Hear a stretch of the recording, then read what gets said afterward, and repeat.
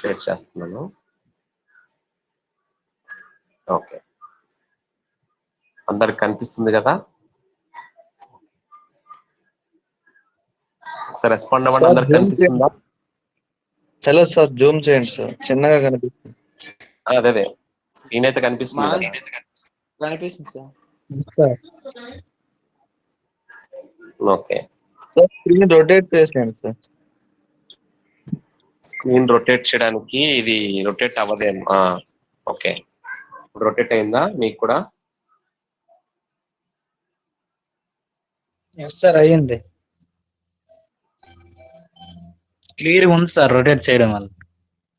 Okay okay, సరే. అయితే ఇక్కడ మనకి హిట్ ఆఫ్స్ అభిగమన సంఖ్య కోసం మాట్లాడుతున్నాము. అభిగమన సంఖ్య అంటే ఏంటని చెప్పుకున్నాం మనం లాస్ట్ క్లాస్ లో. It's a fraction of current carried by the ion, current carried by the ion అని చెప్పేసి అనుకున్నాము. అంటే ఏంటంటే మొత్తం విద్యుత్తులో, అంటే అయాన్లు మొత్తము కాటయాన్లు కానీ యానియాన్లు కానీ మొత్తం కలిపి వాటి current carried by the total ions, మొత్తం అయాన్స్ ఎంత విద్యుత్తునైతే అవి క్యారీ చేస్తున్నాయో దాంట్లో ఎంత భాగము ఒక అయాన్ తీసుకుంటుంది, ఎంత భాగము ఒక అయాన్ కరెంట్ ని క్యారీ చేస్తుంది అని చెప్పేదే మనము అభిగమన సంఖ్య, ఆ అయానికి సంబంధించిన అభిగమన సంఖ్య అని చెప్పేసి అని అంటాం. అంటే మొత్తం విద్యుత్తులో ఒక అయాన్ మోసుకొని పోయే భాగాన్ని, భాగం అంటే ఇక్కడ మనం ఫ్రాక్షన్ అని చెప్తాం. ఓకే, సో దాన్ని మనం ఆ అయాన్ యొక్క అభిగమన సంఖ్య అని అంటాం. సో క్యాటయాన్ పరంగా మాట్లాడితే క్యాటయాన్ మోసుకొని పోయే విద్యుత్తు బై మొత్తం విద్యుత్ తీసుకుంటే అప్పుడు మీకు వచ్చేటువంటిది క్యాటయాన్ యొక్క అభిగమన సంఖ్య. అలాగే యానియాన్ కోసం మాట్లాడితే యానియాన్ మోసుకొని పోయే విద్యుత్ బై మొత్తం విద్యుత్ తీసుకోవాలి.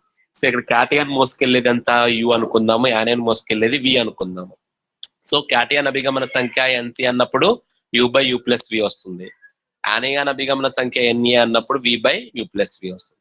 సో ఇప్పుడు రెండు కూడినప్పుడు, అంటే రెండు అభిగమన సంఖ్యలు మనం కూడినప్పుడు వచ్చేటువంటిది ఈజ్ ఈక్వల్ టు 1 అవుతుంది. NC plus NA is equal to 1 అవుతుంది. ఎందుకని U by U plus V plus V by U plus V అంటే U plus V by U plus V అంటే ఈజ్ ఈక్వల్ టు 1 అవుతుంది అన్నమాట.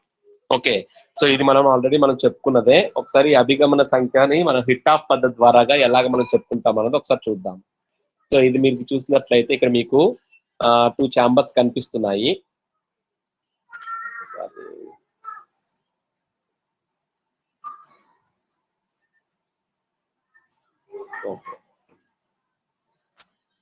ఇక్కడ మీకు 2 ఛాంబర్స్ కనిపిస్తున్నాయండి.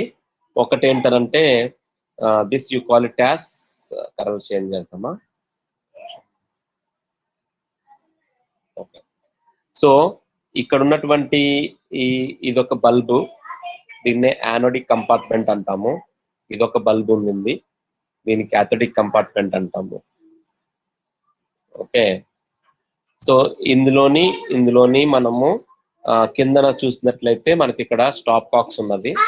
రెండింటికి కూడా సొల్యూషన్ మనం తీసుకోవడానికి బ్యూరెట్ లో లాగా, బ్యూరెట్ కి అయితే ఎలాగైతే తీసుకుంటామో అలాగ అనుకోవచ్చు. అలాగే ఈ 2 ట్యూబ్స్ మధ్యలో కూడా ఒక యూట్యూబ్ ని కనెక్ట్ చేయడం జరిగింది.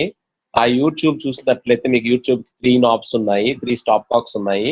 బాటమ్ లో సొల్యూషన్ తీసుకోవడానికి ఒకటి, అండ్ 2 లిమ్స్, ఇక్కడ ఒకటి ఇక్కడ ఒకటి, 2 దిక్కులు కూడా మీకు స్టాప్ కాక్స్ అన్నవి ఉన్నాయన్నమాట. సో ఈ విధంగా మనం అమరిక అన్నది చూడొచ్చు.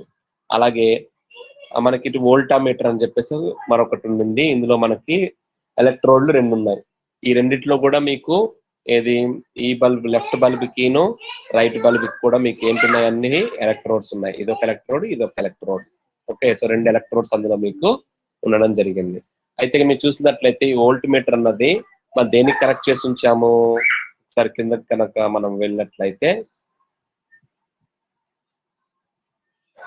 చూడండి. ఓకే, సో ఇక్కడ మనం గమనించినట్లయితే ఈ మొత్తం సెటప్ అంతా కూడా దేనికి కనెక్ట్ అయిందండి, ఇక్కడ బ్యాటరీ కనెక్ట్ అయింది. So there is a resistor, ఇక్కడ నిరోధం ఉంది, అండ్ ఇక్కడ యామ్మీటర్ ఉంది to measure how much current అని చెప్పడానికి. ఓకే, సో ఇదేమో మీకు నెగటివ్ ఛార్జ్ తో ఈ కనెక్షన్ అన్నది వోల్టామీటర్ వైపుకి వెళ్ళింది. అదే పాజిటివ్ కనెక్షన్ మాత్రం మీకు ఇట్లాగా వెళ్ళింది. So positive negative positive negative అన్నది మీకు ఇక్కడ కనిపిస్తుంది అన్నమాట. ఓకే, సో పాజిటివ్ నెగటివ్ అన్నది ఇక్కడ మీకు కనిపిస్తుంది.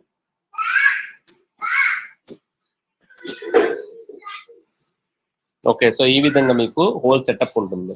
అయితే ఈ మొత్తం దీంట్లో మీరు తీసుకునేటువంటి ద్రావణం ఏంటండి? AgNO3 సిల్వర్ నైట్రేట్ ని తీసుకుంటాం. ఇందులోని AgNO3 ని తీసుకుంటాం. ఆల్ ద మొత్తము అన్ని సెటప్ల్లో కూడా మీకు ఉండేటువంటిది AgNO3. Okay, so silver nitrate ద్రావణాన్ని తీసుకున్నాము. ఎలక్ట్రోడ్లు డిప్ అయి ఉన్నాయి. ఇప్పుడు మనం ఏం చేయాలి అని అంటే, ఫస్ట్ ఇక్కడ ఉన్నటువంటి 2 వాల్స్ కూడా మనం ఓపెన్ చేయాలి. ఈ వాల్ ఓపెన్ చేయండి. ఓపెన్ చేసి ఎలక్ట్రిక్ పవర్ ని మనము ఆన్ చేస్తాం. ఆన్ చేసి ఒక 2-3 అవర్స్ ఉంచాలి. 2-3 అవర్స్ ఉంచిన తర్వాత మళ్ళీ మీరు ఇది ఆఫ్ చేసినప్పుడు, ఎలక్ట్రిసిటీ ఆఫ్ చేసినప్పుడు వెంటనే స్టాప్ కప్స్ 2 కూడా మనము ఆఫ్ చేసేయాలి. అప్పుడు ఏంటంటే ఒక సొల్యూషన్ నుంచి ఇంకొక సొల్యూషన్ లోకి, అంటే ఒక బల్బ్ లో నుంచి ఇంకో బల్బ్ లోకి మనకి ట్రాన్స్ఫరింగ్ అన్నది, అయాన్ల కదలికలు అనేవి ఆపేస్తాం అన్నమాట. ఓకే, సో ఇది టోటల్ ఎక్స్పెరిమెంట్. ఈ టోటల్ ఎక్స్పెరిమెంట్ లో మనం ఏం చేయాల్సిన విషయాలు ఉంటాయి? మొదటగా ఈ యానోడిక్ కంపార్ట్మెంట్ లో ఉన్నటువంటి ద్రావణం మొత్తంని కూడా మనము బరువు తీసుకోవాలి, ఎంత బరువు ఉంది అన్నది. అయితే మనం మొదటగా ఎంత సిల్వర్ నైట్రేట్ కలుపుతాం అన్నది కూడా మనకు తెలుసు. అలాగే ఇక్కడ ఉన్నటువంటి వోల్టామీటర్ లో ఉన్నటువంటి సొల్యూషన్ కి సంబంధించి కూడా మనం బరువులు తీసుకోవాల్సి ఉంటుంది.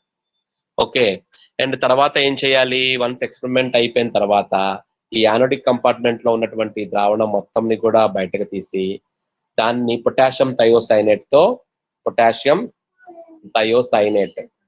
ఓకే, దీంతో మనం ఏం చేయాలి? టైట్రేషన్ చేయాలి. టైట్రేషన్ చేస్తున్నప్పుడు అప్పుడు సిల్వర్ నైట్రేట్ ఎంత ఉందో ఇందులో మనకి తెలిసిపోతుంది ఎక్స్పెరిమెంట్ అయిపోయిన తర్వాత. అర్థమైంది కదండి? సో ఇవి మనము ఎక్స్పెరిమెంట్ ద్వారాగా తీసుకునేటువంటి విషయాలు. ఇవన్నీ కూడా ఇప్పుడు మనం క్యాల్కులేట్ చేసుకుంటూ వెళ్ళాలి. ఏం కనుక్కోవాలి? మనకి ఒక సిల్వర్ అయాన్ ఎంత కరెంట్ ని క్యారీ చేస్తుంది అనేది మనం తెలుసుకోవాలి. అందుకోసం అని చెప్పేసి మనం ఏం చేస్తున్నామంటే ఈ రకంగా ఎక్స్పెరిమెంట్ ని కండక్ట్ చేసుకోవాల్సి ఉంటుంది. ఓకే, నౌ ఈ క్యాలిక్యులేటివ్ పార్ట్ లోకి మనం వెళ్ళినప్పుడు ఒకసారి వెళ్దాం కిందకి. ఇదంతా చెప్పేసాను మీకు, ఇక్కడ రండి. ఓకే, ప్రయోగానికి ముందు మనం ఏం చేసామండి? యానోడ్ అరలో ఎంత ద్రవం ఉంది, భారము మొత్తం అంతా ద్రావణం యొక్క భారం ఎంత అని చెప్పుకుంటున్నాము? ఏ గ్రామ్ అని చెప్పేసి చెప్తున్నాము.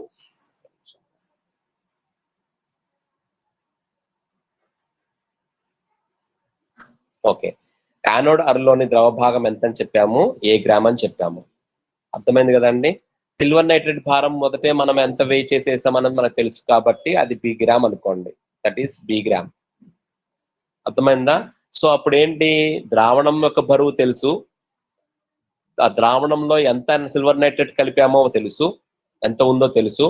సో నీటి కంటెంట్ ఎంత భారం ఉందన్నది ఎలా చెప్తాం? అప్పుడు ద్రావణంలోని సిల్వర్ నైట్రేట్ భారాన్ని తీసేస్తే నీటి భారం వచ్చేస్తుంది. సో కాబట్టి ఇక్కడ ఏ భారం ద్రావణం సంబంధించి మాట్లాడినప్పుడు, బి గ్రామ్ ద్రావితం సంబంధించి మాట్లాడినప్పుడు ద్రావణి ఎంత ఉంటుందంటే, నీటి భారం ఎంత ఉంటుందంటే ఏలో నుంచి బి తీసేయాల్సి ఉంటుంది అనమాట. అర్థమైంది కదండి? సో ఇది ప్రయోగానికి ముందు ముందు ఉన్నటువంటి పరిస్థితిని మనం ఇక్కడ క్యాల్కులేట్ చేసుకుంటున్నాం. అంటే అర్థం ఏంటి? ఇక్కడ A-B గ్రామ్ నీటిలో బి గ్రాము సిల్వర్ నైట్రేట్ భారం ఉంది అని చెప్తున్నాము. అర్థమైంది కదండి? అంటే మీరు ఏం చేస్తారు? A-B గ్రామ్ నీరు భారం తీసుకొని అందులో బి గ్రాము సిల్వర్ నైట్రేట్ ని యాడ్ చేసినట్లు లెక్క ఇక్కడ అర్థం అది. ఓకే, అంటే A-B గ్రామ్ లో నీటిలో కరిగి ఉన్న సిల్వర్ నైట్రేట్ భారం ఎంత? బి గ్రామ్ అని చెప్పేసి చెప్తాము. ఓకే, సో ఇది ప్రయోగానికి ముందు ఉన్నటువంటి విషయం. ప్రయోగం తర్వాత వచ్చినటువంటి విషయం ఏంటి?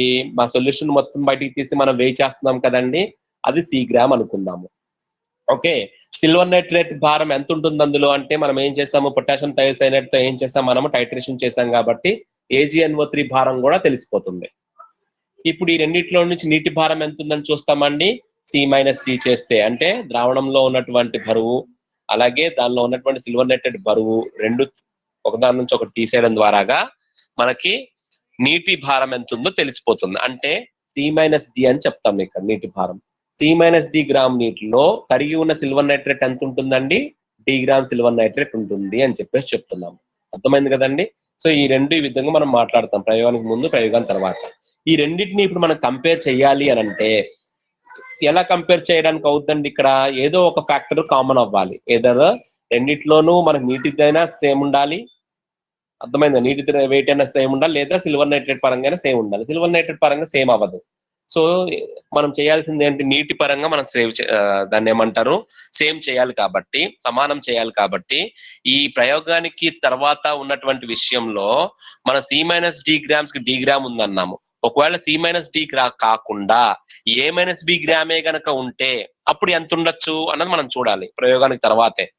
ప్రయోగానికి తర్వాత మనకి C-D కి D ఉందండి.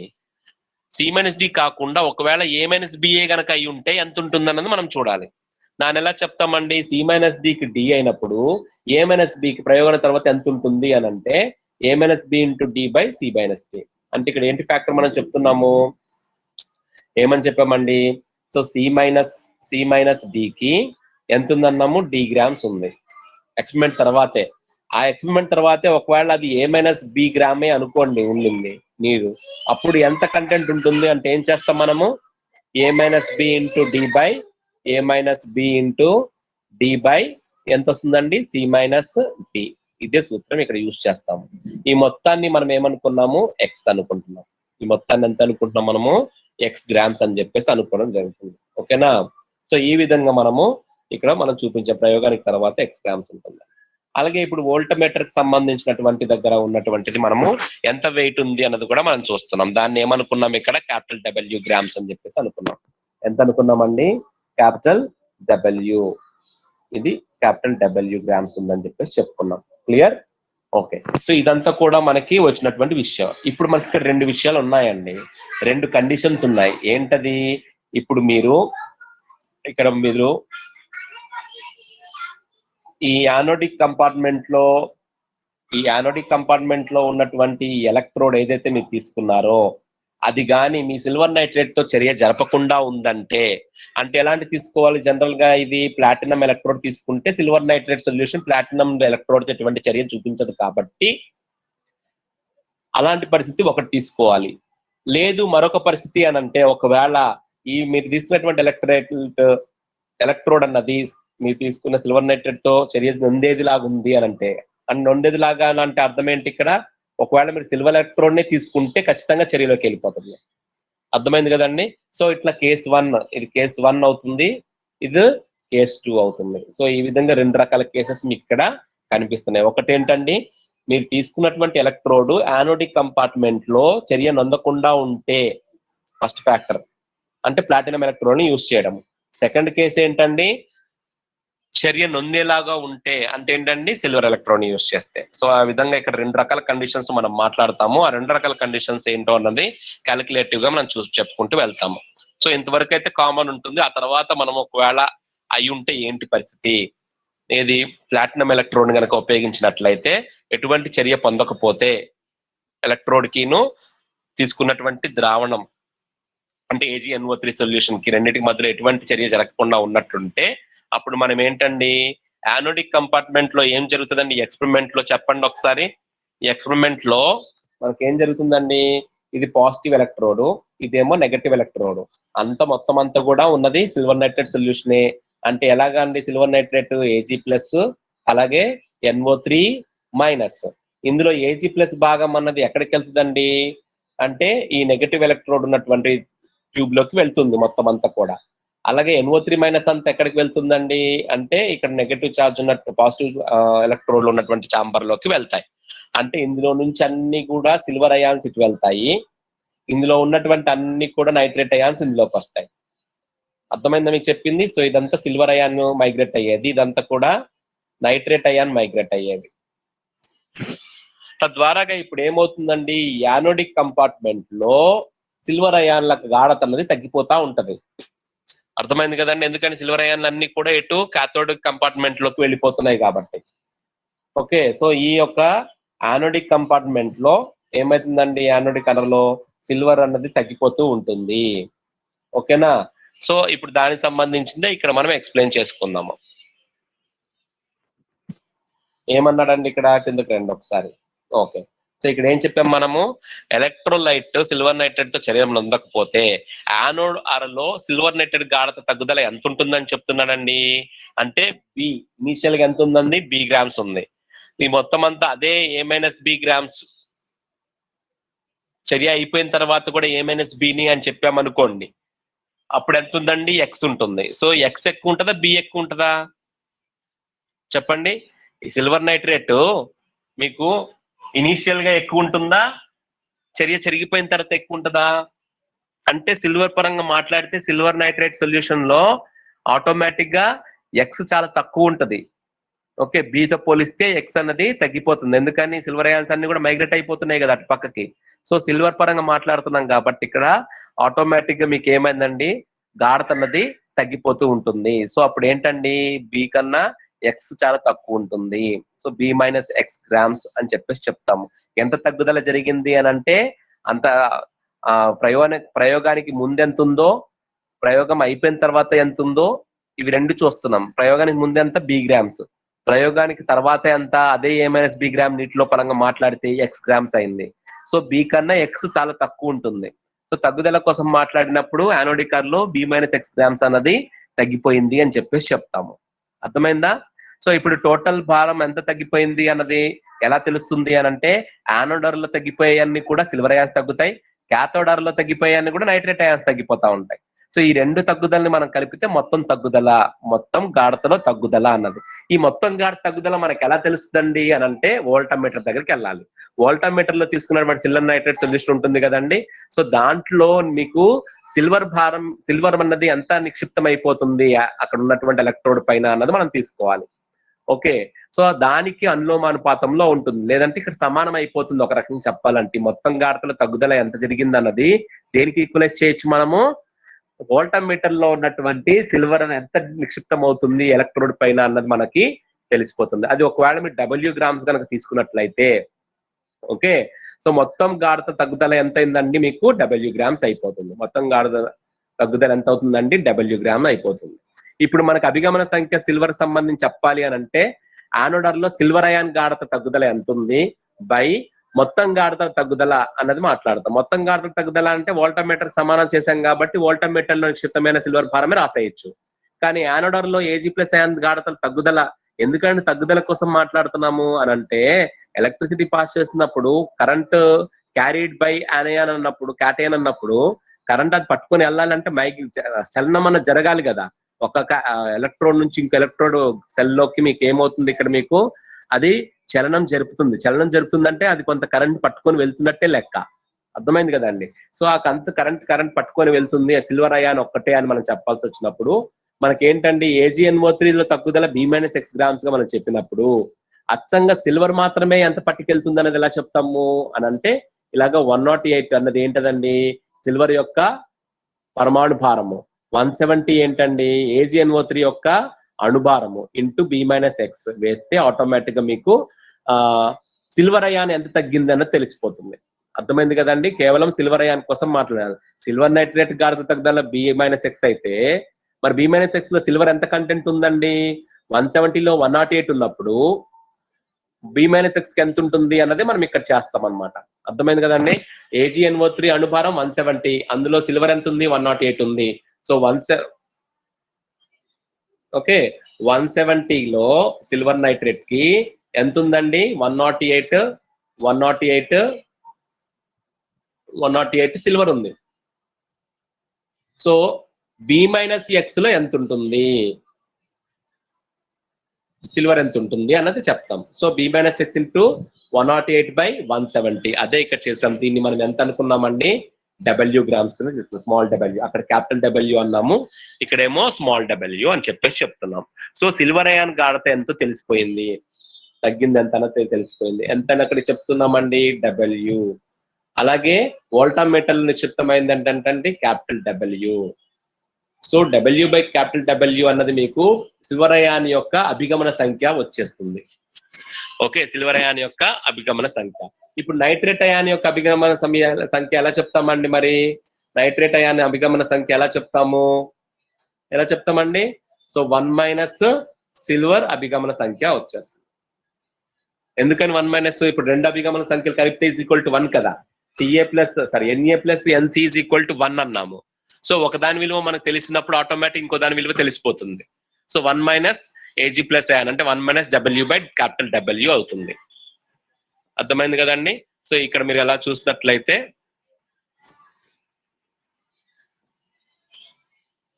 ఈ విధంగా సిల్వర్ అయాన్ యొక్క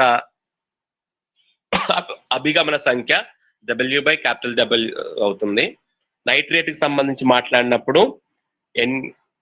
క్యాటయాన్ది యానియాన్ అభిగమన సంఖ్యలు కలిపితే 1 కి ఈక్వల్ అవుతుంది కాబట్టి ఒకదాని యొక్క అభిగమన సంఖ్య తెలుసు, రెండో దాని యొక్క అభిగమన సంఖ్య 1 మైనస్ చేసేస్తే ఆటోమేటిక్ వచ్చేస్తుంది. సో 1 - W/W ఇది కేస్ 1 అండి.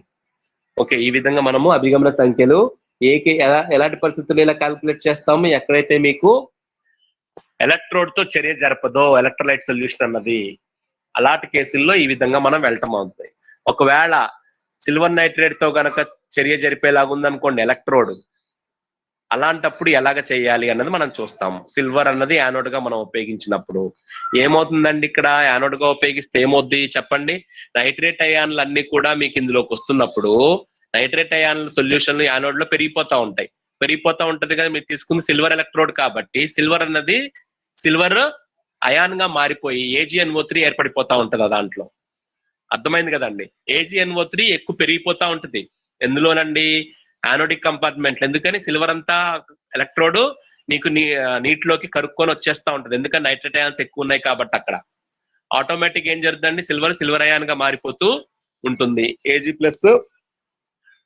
అన్నది మీకు నీటిలో దానిలోకి వచ్చేస్తుంది. సో AgNO3 ద్రావణం గాఢత అన్నది మీకు పెరుగుతూ ఉంటది. ఇంతకుముందు మీకు తగ్గింది చూసాము, ఇక్కడేమో పెరిగేటువంటి పరిస్థితి కనిపిస్తా ఉంది. అర్థమైంది కదండి. సో అంటే ఇంతకు ముందులాగా మనం అదే క్యాల్కులేషన్ పరంగా వెళ్తే బి కన్నా ఇక్కడ ఏమైందండి, ఎక్స్ విలువ ఎక్కువ ఉంది. ఇంతకు ముందు బి కన్నా ఎక్స్ విలువ తక్కువ, బి ఎక్కువ, ఎందుకంటే అక్కడ తగ్గింది. ఇక్కడ ఏం జరిగిందండి, పెరిగిపోయింది. ఎందుకని సిల్వర్ అయాన్ అంతా కూడా, సిల్వర్ ఎలక్ట్రోడ్ అంతా కూడా మీకు చర్యలోకి వచ్చేస్తుంది, అదనంగా సిల్వర్ వచ్చేస్తుంది కాబట్టి మీకు గాఢత అన్నది పెరిగిపోతూ ఉంటుంది. సో బి ఇస్ x ఇక్కడ. సో అప్పుడు యానోడార్ లో పెరిగినది ఇక్కడ మనం తగ్గినది అని చెప్పం, ఇక్కడ పెరిగింది అని మాట్లాడతాం. పెరిగిందని మాట్లాడినప్పుడు ఏమైందండి, X-B గ్రామ్స్ పెరిగిపోయింది సిల్వర్ నైట్రేట్. ఇందులో సిల్వర్ ఎంత పెరిగింది అని మాట్లాడితే ఇందాకట్లాగానే 108/170 X-B అని చెప్పి దాని W1 గ్రామ్ కింద మనం మాట్లాడచ్చు. వోల్టమీటర్ లో యాజ్ యూజువల్ గా విక్షిప్తమైన భారము W ఉంటుంది. ఇప్పుడు ఏంటి, మనము యానయాన్లన్నీ కూడా సిల్వర్ అయాన్లన్నీ కూడా క్యాథోడ్ వైపు ప్రయాణించుతుంది కదండి. యానోడ్ లో ఉన్న సిల్వర్ అయాన్లన్నీ వెళ్ళిపోతూ ఉన్నాయి. సో యానోడ్ లో ఎంత సిల్వర్ అసలు తగ్గింది అని మనం తెలియాలి అని అంటే, అర్థమైంది కదండి. సో ఇక్కడ నీకు పెరుగుతుంది, సిల్వర్ యానోడ్ కరిగిపోతూ లోపల పెరిగిపోయి సిల్వర్ నైట్రేట్ పెరిగిపోతుంది అని అంటున్నాము. But at the same time ఇంకొక విషయం కూడా జరుగుతుంది. ఏంటండి, సిల్వర్ అయాన్స్ అన్నవి మీకు ఎటు పక్కకి వెళ్ళిపోతున్నాయి, కాథోడిక్ కంపార్ట్మెంట్ కూడా వెళ్ళిపోతా ఉన్నాయి. అంటే సిల్వర్ అయాన్లు కొంత తగ్గుతున్నట్టుగా కదులుతున్నాయి. అంటే మరి ఎంత కదిలిపోయాయి అన్నది మనకు తెలియాలంటే ఎంత నికర తగ్గుదల అక్కడ జరిగిందన్నది తెలియాలి. అది తెలియడం కోసం చేసేటువంటి సూత్రం ఏంటంటే, మీకు ఎంత పెరిగిందో అది మీ వోల్టామీటర్ లో వచ్చిన భారానికి తీసివేయడం ద్వారాగా మీకు సిల్వర్ అయాన్ గాఢత నికర తగ్గుదల అన్నది తెలిసిపోతుంది. So W - W1 will give you silver ion గాఢత నికర తగ్గుదల అన్నది మనకు వచ్చేస్తుంది. సో తద్వారాగా మనము సిల్వర్ అభిగమన సంఖ్య మనం క్యాలిక్యులేట్ చేసుకోవచ్చు. సో సిల్వర్ అయాన్ గాఢత తగ్గుదల ఎంత ఉందండి, W - W1 బై మొత్తం ఎంత ఉంటుందండి, W అయిపోతుంది. అది మారదు, మొత్తం అన్నది ఎంత అండి మారదు, దట్ ఈస్ ఈక్వల్ టు అది W. సో నైట్రేట్ అయాన్ అభిగమన సంఖ్య కావాలి అంటే ఇందాకట్లాగానే 1 - చేసేస్తే ఆటోమేటిక్ వచ్చేస్తుంది. Okay, so this is the Hittorf's పద్ధతిలో మనం ఎలాగా అభిగమన సంఖ్యల్ని క్యాలిక్యులేట్ చేసుకోవచ్చు అన్నది విషయం. ఇది ఎస్ఏ క్వశ్చన్. అర్థమైందండి ఏమన్నా మీకు? ఒకసారి రెస్పాండ్ అవ్వండి.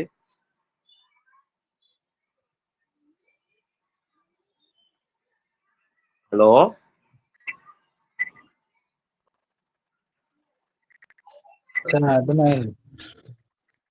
అర్థమైందా?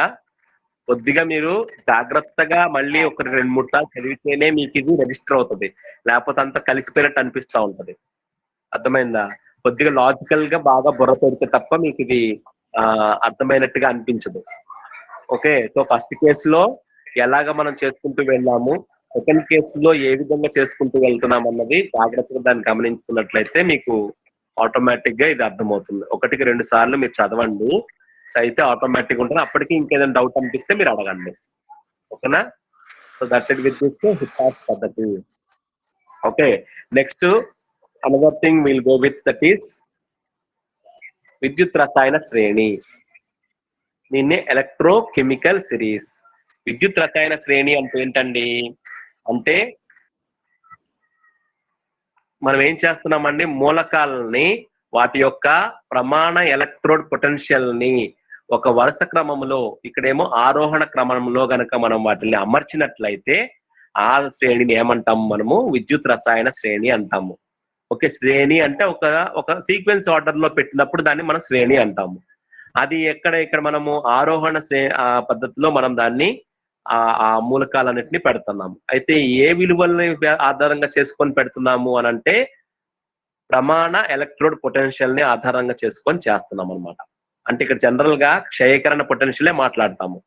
అర్థమైంది కదండి, క్షయకరణ పొటెన్షియల్ అంటే ఎలక్ట్రాన్ గ్రహించడం మాత్రమే ఎక్కువగా మనం తీసుకోవడం చెప్తాం అనమాట ఇక్కడ. ఓకే, సో దాన్నే మనము రిడక్షన్ పొటెన్షియల్ అని చెప్పేసి అని అంటాము. ఓకే, అసలు ఈ ప్రమాణ ఎలక్ట్రోడ్ పొటెన్షియల్ అంటే ఏంటి?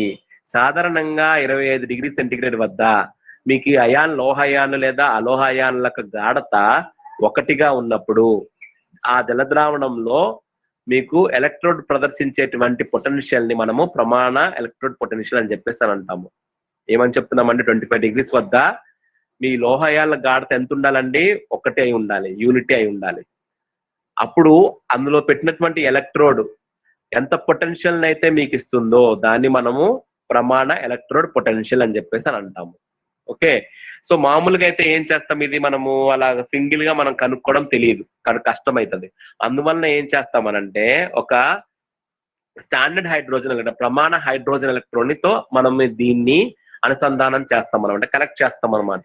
ఆ కనెక్ట్ చేయడం ద్వారాగా మనకి ఎంత ఎలక్ట్రోడ్ పొటెన్షియల్ అన్నది అది జనరేట్ అయింది అని తెలుస్తుంది. ఎప్పుడు ఈ స్టాండర్డ్ హైడ్రోజన్ ఎలక్ట్రోడ్ ని మనము రిఫరెన్స్ ఎలక్ట్రోడ్ కింద పెట్టుకున్నాం మనము.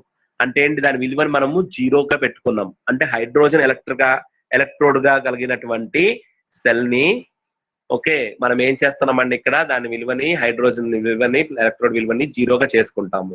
సో అప్పుడు ఆటోమేటిక్ గా మొత్తం పొటెన్షియల్ ఎంత వచ్చింది అన్నది కేవలము మీరు దేని గురించి దేని ఎలక్ట్రోడ్ పొటెన్షియల్ కనుక్కోవాలనుకుంటున్నారో దానికి సంబంధించినదే అయి ఉంటుంది. అర్థమైంది కదండి, స్టాండర్డ్ హైడ్రోజన్ ఎలక్ట్రోడ్ అంటాం, SHE.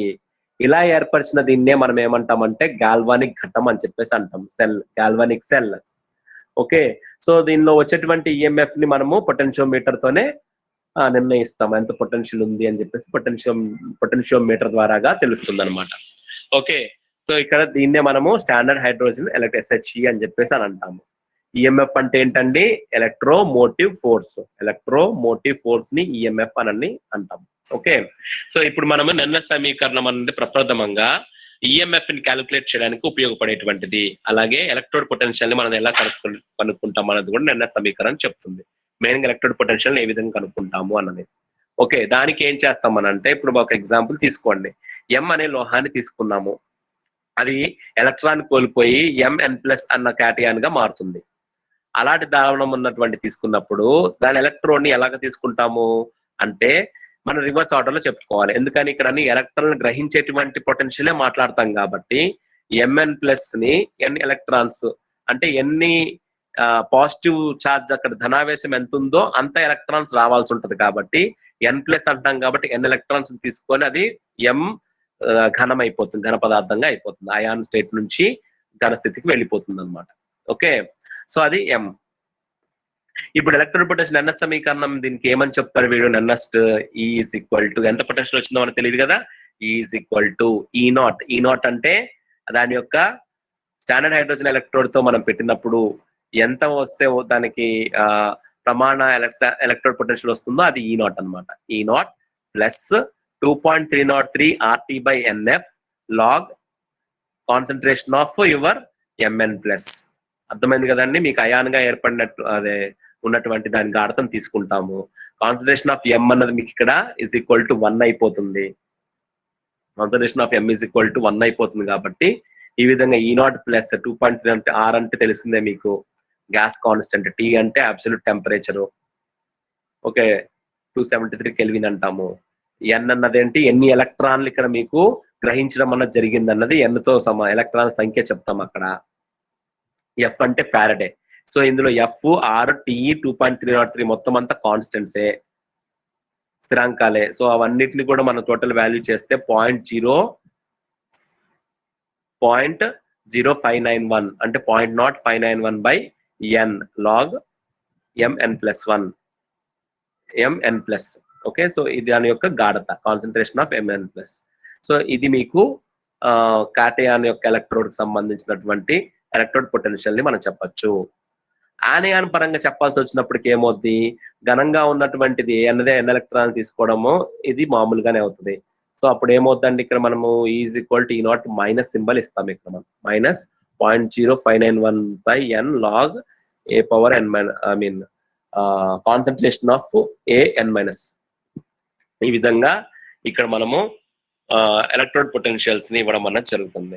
సో ఆనియాన్ పరంగా ఎలాగ చెప్తాము, అలాగే క్యాటియాన్ పరంగా ఎలా చెప్తాము అన్నది రెండు కూడా ఇక్కడ మనము నన్నెస్ట్ అతను మనం చెప్పడం జరిగింది అనమాట. Okay, so that's it with this Nernst equation. నన్నెస్ట్ సమీకరణము అన్నది మీకు 5 మార్కులకి వస్తుంటుందండి. 5 మార్క్స్ క్వశ్చన్ ఇది. సో ఇది గుర్తుపెట్టుకోండి బాగా. తర్వాత ఇందులో లాస్ట్ టాపిక్ వచ్చినప్పటికీ మనకి క్యాలమల్ ఎలక్ట్రోడ్. క్యాలమల్ ఎలక్ట్రోడ్, క్యాలమల్ అనగానే మనకు గుర్తు రావాల్సింది mercuric chloride. Mercuric chloride Hg2, mercurous chloride Hg2Cl2. Hg2Cl2 ని ఏమంటామండి, క్యాలమల్ అంటారు. సో అంటే ఏంటి, ఇప్పుడు ఇందులో మనం ఖచ్చితంగా క్యాలమల్ అన్న పదార్థాన్ని మనం తీసుకోవాల్సి ఉంటుంది. దీన్ని ఏమంటాము, it's a secondary standard electrode. First point మీరు చెప్పాల్సింది ఇది సెకండరీ స్టాండర్డ్ ఎలక్ట్రోడ్. ఎందుకని ద్వితీయ ప్రమాణ ఎలక్ట్రోడ్. ఎందుకు ద్వితీయ ప్రమాణ ఎలక్ట్రోడ్ అని అంటే, దీనికి కూడా ఒక వాల్యూ మనం డైరెక్ట్ గా అసైన్ చేయలేదండి. దీని విలువను దేని ద్వారా పట్టుకొచ్చాం, స్టాండర్డ్ హైడ్రోజన్ ఎలక్ట్రోడ్ ద్వారాగానే ఈ యొక్క దీన్ని మనం పట్టుకురావడం జరిగింది. దీనికి ఒక విలువ ఇచ్చేస్తాము. ఇప్పుడు ఈ విలువను ఆధారంగా చేసుకునే మనము మిగతా ఏ సెల్ మనం కనెక్ట్ చేసినా ఆ విలువల్ని మనం చూసుకోవాల్సి వస్తుంది అనమాట. ఓకే, సో దీని యొక్క కన్స్ట్రక్షన్ చూద్దాం, అంటే ఏ విధంగా నిర్మాణం అయి ఉంటుంది అన్నది ఒకసారి చూద్దాం. ఒక గాజు గొట్టం తీసుకున్నాడు. ఆ గాజు గొట్టంలో ఇదండి, ఇది గాజు గొట్టము. సో ఈ గాజు గొట్టంలో మీరు ఏం తీసుకున్నారండి, దీనికి అడుగు భాగంలో పాదరసం తీసుకున్నాడు. ఆ పాదరసం పై భాగం పైన ఏముంది మీకు, చిన్న అదొక పేస్ట్ లాగా, అంటే మీకు దాన్ని ఏమంటారు, పేస్ట్ అంటే మీకు తెలిసిందే, మరి దానికోసం చెప్పేదే ముందు. కానీ వాటర్ క్వాంటిటీ తక్కువ ఉండే విధంగా అది H2Cl2 అన్నది మీకు ఒక పేస్ట్ లాగా పైన మీకు ఒక థిన్ లేయర్ కింద మీకు ఉంటుంది. ఆ మీదికి మనము ప్రమాణ KCl ద్రావణాన్ని తీసుకోవాల్సి ఉంటుంది. ప్రమాణ KCl ద్రావణాన్ని తీసుకుంటాము. ఓకే, సో దీనికి మనం ఏం పెడుతున్నాము, ఒక ప్లాటినం తీగని, ఒక గాజు గొట్టంలోకి పెట్టినటువంటి ప్లాటినం తీగని మనము లోపటికి డిప్ చేస్తున్నాం. ఎక్కడి వరకు వెళ్తుందండి, అది పాదరసం దగ్గర దాకా వెళ్తుంది. ప్లాటినం తీగ సహాయంతో పాదరసాన్ని విద్యుత్ వలయానికి అనుసంధానిస్తారనమాట. ఓకే, సో ఎడమ వైపు మనము ఇక్కడ చూసినట్లయితే ఒక ట్యూబ్, సెపరేట్ గా ఒక ట్యూబ్ కనెక్షన్ ఉన్నది ఫర్దర్ కనిపిస్తుంది. దీంట్లో ఏం తీసుకుంటాము అని అంటే KCl ద్రావణమే ఆ ట్యూబ్లోకి మొత్తం అంతా కూడా నింపబడి ఉంటుంది. ఇది దేనికి ఉపయోగపడుతుంది అని అంటే సాల్ట్ బ్రిడ్జ్ కింద ఉపయోగపడుతుంది. అంటే ఓన్లీ ఇది అయాన్ ఎక్స్చేంజ్ కి మాత్రమే ఉపయోగపడుతుంది అనమాట. సో అందువల్ల ఏంటనంటే ఈ సాల్ట్ బ్రిడ్జ్ అన్నది ఇంకొక సెల్ కనెక్ట్ చేయడానికి, అది దేని పొటెన్షియల్ మీరు కనుక్కోవాలనుకుంటున్నారో ఆ పొటెన్షియల్ తెలుసుకోవడం కోసము ఆ సెల్ ని దీనికి కనెక్ట్ చేస్తాం మనం సాల్ట్ బ్రిడ్జ్ కి. అర్థమైంది కదండి. సో అందుకని ఈ సాల్ట్ బ్రిడ్జ్ ఉపయోగిస్తాం. అదే అన్నాడు, లవణ వారధిగా ప్రక్క ఎలక్ట్రోడ్ కి జత చేసే అవకాశం ఉంటుంది. ఓకే, అది ఈ కన్స్ట్రక్షన్ మొత్తం మనం చెప్పుకున్నాము. ఇప్పుడు ఎలాగా ఇది మనకి పని చేస్తుంది అన్నది కూడా ఒకసారి చూడాలి. ఓకే, సో దానికి ఏం చెప్తున్నాము, ప్రమాణ హైడ్రోజన్ ఎలక్ట్రోడ్ తో క్యాలమల్ పొటెన్షియల్ ని నిర్ణయిస్తారు. నేను ఆల్రెడీ చెప్పాను కదా, ఇది దీనికి ఒక సర్టన్ వాల్యూ మనం ఇవ్వాలి అని అంటే ఖచ్చితంగా దానికి మనము హైడ్రోజన్ ఎలక్ట్రోడ్ తోనే దీన్ని కలుపుతాము. ఓకే, ప్రమాణ హైడ్రోజన్ ఎలక్ట్రోడ్ తో కలపడం ద్వారా దీని యొక్క ఇది వస్తుంది. క్యాలమల్ ఎలక్ట్రోడ్ పొటెన్షియల్ KCl ద్రావణం గాఢతపై ఆధారపడి ఉంటుంది. అంటే ఈ క్యాలమల్ ఎంత పొటెన్షియల్ ఇస్తుంది అని దేనిపైన ఆధారపడి ఉందండి, KCl ద్రావణం యొక్క గాఢత పైన ఆధారపడి ఉంటుంది. అందుకే జనరల్ క్యాలమల్ ఎలక్ట్రోడ్ మీరు బయట మామూలుగా పర్చేస్ చేయాలి అని అంటే వాడు డైరెక్ట్ గా స్పెసిఫిక్ గా మెన్షన్ చేస్తాడు, ఇంత KCl ద్రావణం కాన్సన్ట్రేషన్ కి 0.1 మోలారో ఇలాగే చెప్తాడు అనమాట. ఓకే, సో ఇంత మోలార్ ద్రావణంకి క్యాలమల్ ఎలక్ట్రోడ్ పొటెన్షియల్ ఇంత ఉంటుందని వాడే స్పెసిఫై చేసి ఇస్తాడు. సో ఆ విలువను మనం క్యాలిక్యులేషన్ లో వాడుకుంటూ ఉండాలి ఇంకో సెల్ మనం కనెక్ట్ చేస్తున్నాం. ఓకే, సో అలా తీసుకుంటున్నాను. ఇప్పుడు ఎలక్ట్రోడ్ పరంగా జరిగే చర్యలు ఏ విధంగా ఉంటాయని చూస్తున్నాను. ఎలక్ట్రోడ్ చర్య మామూలుగా ఆక్సీకరణ చర్య అయితే ఈ విధంగా, అంటే ఏంటి, ఇప్పుడు మన ఎలక్ట్రోడ్ అన్నది క్యాలమల్ ఎలక్ట్రోడ్ మనం కనెక్ట్ చేసే సెల్ బట్టి యానోడ్ గా వర్తిస్తుంది లేదా క్యాథోడ్ కూడా వర్తిస్తుంది. ఎలక్ట్రోడ్ పొటెన్షియల్ డిఫరెన్స్ బట్టి ఉంటుంది అనమాట. అది అర్థమైంది కదండి. సో ఈ క్యాలమల్ ఎలక్ట్రోడ్ పొటెన్షియల్ అలాగే మీకు దాన్ని ఏమంటారు, కాలమైన ఎలక్ట్రోడ్ పొటెన్షియల్ తక్కువగా ఉందనుకోండి, మనము దేంతో మనం వేరే సెల్ కనెక్ట్ చేసిన దాంతో అప్పుడు ఏమవుతుందండి, కాలమల్ అన్నది యానోడ్ గా కాకుండా cathode గా యాక్ట్ చేస్తుంది అనమాట, ఎలక్ట్రాన్ గ్రహించే విధంగా ఉంటుంది. అలా కాకుండా మీకు దాన్ని ఏమంటారు, ఇది కాలమల్ ఎలక్ట్రోడ్ విలువే ఎక్కువ ఉందనుకోండి మీ సెల్ కనెక్ట్ చేసిన సెల్ కన్నా కూడా, అప్పుడు ఇది మీకు cathode గా వర్తిస్తుంది. సో ఈ విధంగా యానోడ్ క్యాథోడ్ కోసం మనం మాట్లాడతాము. సరే, ఎలక్ట్రోడ్ చర్య ఆక్సీకరణ అంటే ఎలాగుంటుందో ఇక్కడ చూస్తున్నాం. 2Hg అంటే మెర్క్యూరీ అనేది మెర్క్యూరస్ అయాన్ గా మీకు అక్కడ మారుతుంది.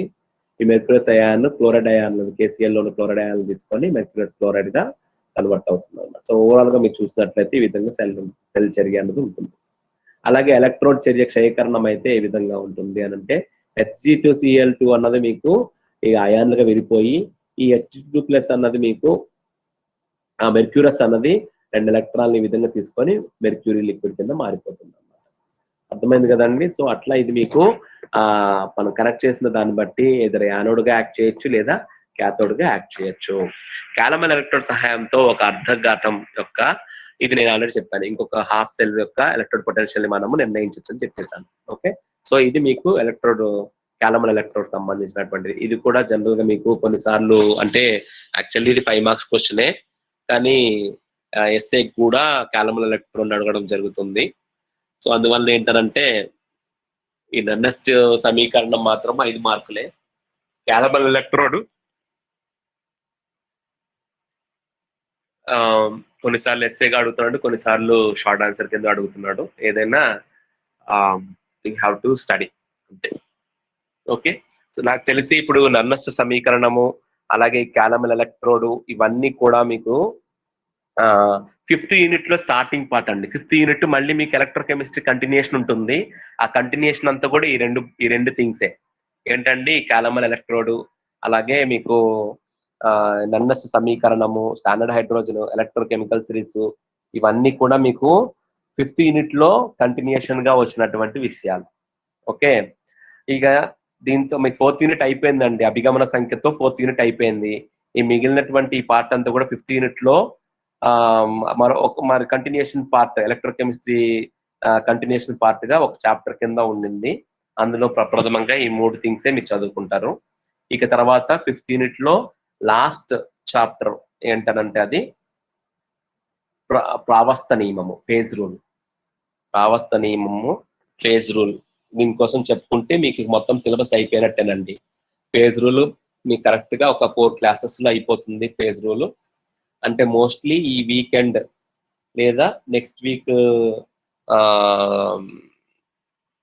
ఫస్ట్ 2-3 రోజుల్లో మీకు బై వెన్స్డే ఐ థింక్ అయిపోతుంది మొత్తం అంతా. ఇక ఆ తర్వాత నుంచి యూ హ్యావ్ టు రైట్ టెస్టులు, ఇంకా టెస్టులు రాయాల్సి ఉంటుంది. మీరు డైలీ నేను యూనిట్ వైజ్ క్వశ్చన్స్ ఇస్తా ఉంటాను. ముందు రోజు పెడతాను, మరుసటి రోజు రాయడం, అలాగా మీరు కంటిన్యూస్ గా ప్రతి క్లాస్ లో రాయడం అన్నది చెయ్యాలి. ఓకే, ఇంకా వీడియో లాంచ్ చేయాల్సి ఉంటుందండి మీరు. I stop sharing. ఓకే, నలుగురే వచ్చారా మొత్తం పైన ఈరోజు?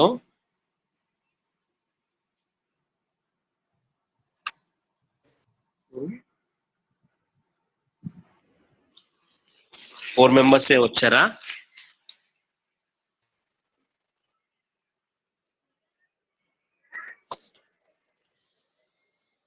సో మీరు కూడా ఏంటంటే ఇక నుంచి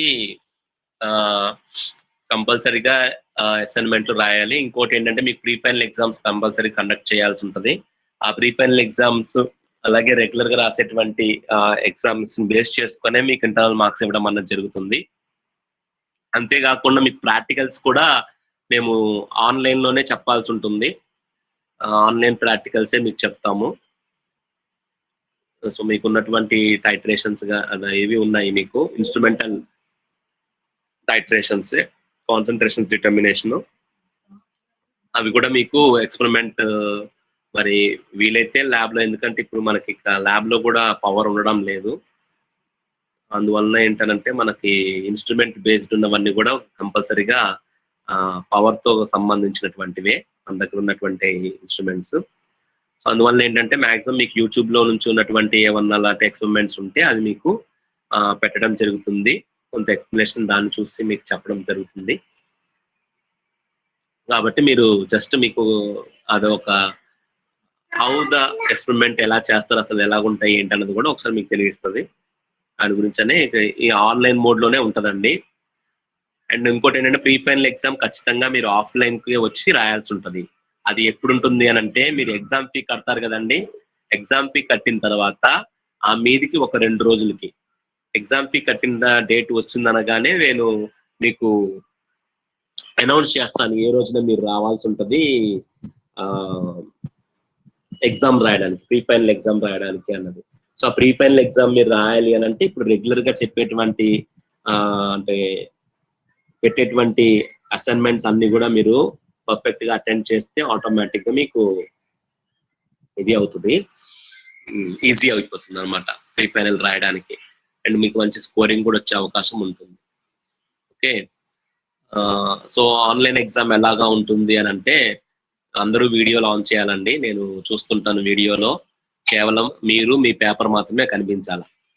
ఓకే, సో మీకు తలెత్తి తిప్పినా ఇటు తిప్పినా నేను డిస్క్వాలిఫై చేస్తాను. కేవలం ఇచ్చిన ముందే నేను ఒక 2 క్వశ్చన్స్ మీకు చెప్తాను కాబట్టి డైరెక్ట్ గా 2 క్వశ్చన్స్ రాయడం కాబట్టి మీరు కళ్ళు అటు ఇటు తిప్పకుండా జాగ్రత్తగా అది రాసేసి వెంటనే దాని స్నాప్ షాట్ తీసి ఫోటో తీసి నాకు అప్లోడ్ పెట్టేయండి.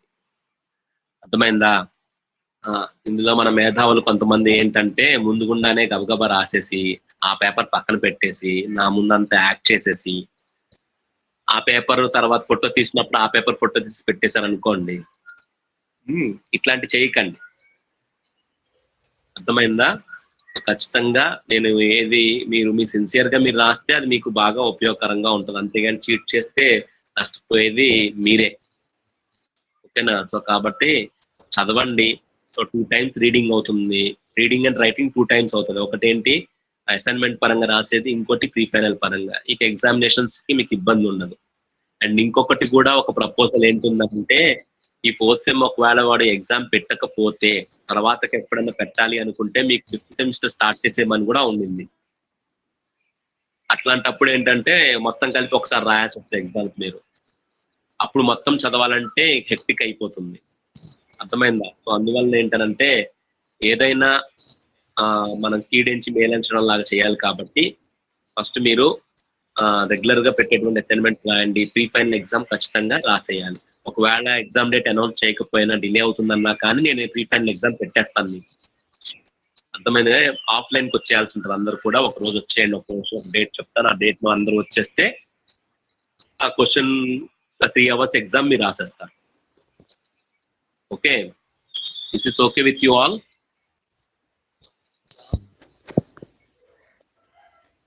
చెప్పండి. Okay sir. సో మిగతా వాళ్ళంతా కూడా ఇన్ఫర్మేషన్ పాస్ చేయండి. రెగ్యులర్ గా కంపల్సరీగా అసైన్మెంట్ రాయాలి. నేను చెప్తాను ఎప్పటి నుంచి స్టార్ట్ చేస్తాం అన్నది. ముందు నుంచే నేను షెడ్యూల్ ఇచ్చేస్తాను, ఏ రోజు ఏ క్వశ్చన్స్ ఏంటి అన్నది. ఆ షెడ్యూల్ పరంగా మీరు కంటిన్యూగా వెళ్ళిపోవడమే.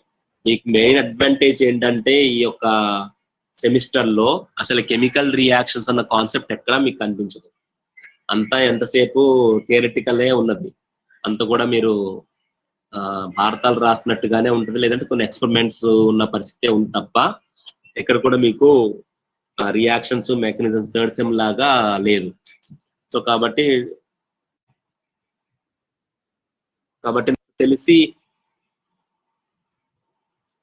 నాకు తెలిసి the most easiest and scoring కూడా బాగా ఉండేటువంటి సెమిస్టర్ ఏదనంటే 4th సెమిస్టర్. అండ్ ఈ 4th సెమిస్టర్ ని బట్టే మీకు ఒకవేళ కెమిస్ట్రీ క్లస్టర్ గాని తీస్తే సేమ్ మళ్ళీ 4th సెమిస్టర్ లో ఉన్నటువంటి స్పెక్ట్రోస్కోపీ ఏదంటుందో అదే మీరు చదువుతారు. అలాగే 3rd సెమిస్టర్ లో చదివినటువంటి రియాక్షన్స్ చదువుతారు. రిపిటేషనే ఎక్కువ ఉంటాయి అన్నమాట. సో దాంతో మీకేంటంటే క్లస్టర్ కూడా చాలా ఈజీగా ఉంటుంది. ఇక్కడ మీరు చదవడం ఆగిపోతే మరి అక్కడ కూడా ఇబ్బంది ఫీల్ అవ్వాల్సి వస్తుంది. ఓకేనా? సరే, ఇట్స్ ఆల్రెడీ టైం 3 అయిపోయింది కాబట్టి I just close for today. Tomorrow will meet in the class. Okay, phase rule కోసం మాట్లాడదాము. Phase rule and finish as early as possible. ఎందుకంటే నాకు తెలిసి ప్రావస్థ నియమం కూడా మీరు ఇంటర్మీడియట్ లో చదివారని అనుకుంటున్నాను. ఇంటర్మీడియట్ లో చదివినటువంటి విషయాలే వచ్చాయి. ఈవెన్ ఎలక్ట్రోకెమిస్ట్రీలో కూడా మీకు ఇంటర్మీడియట్ లో ఉన్నటువంటివే ఉన్నాయి. అనాధార ధర్మాలు అంటే లాస్ట్ 3 యూనిట్స్ ఆల్మోస్ట్ మీకు రిపిటేషన్ ఇంటర్మీడియట్ లో ఉన్నటువంటిది రిపీట్ అయింది. ఓకే, సో కాబట్టి జాగ్రత్తగా చదవండి. మీరు ఆల్రెడీ మెటీరియల్ పెట్టున్నాను, అది మొత్తం అంతా కూడా మీకు పీడిఎఫ్ ఫార్మాట్ లో ఉంది. వీలైతే రాసుకోండి లేదా ప్రింట్ తీసుకోండి. మేము ఇలా చదువుకోగలమా అంటే అలాగైనా చదువుకోండి. ఓకే, కానీ ప్రిపేర్ అవ్వండి. So with this I close for today. Tomorrow will meet in the class. By.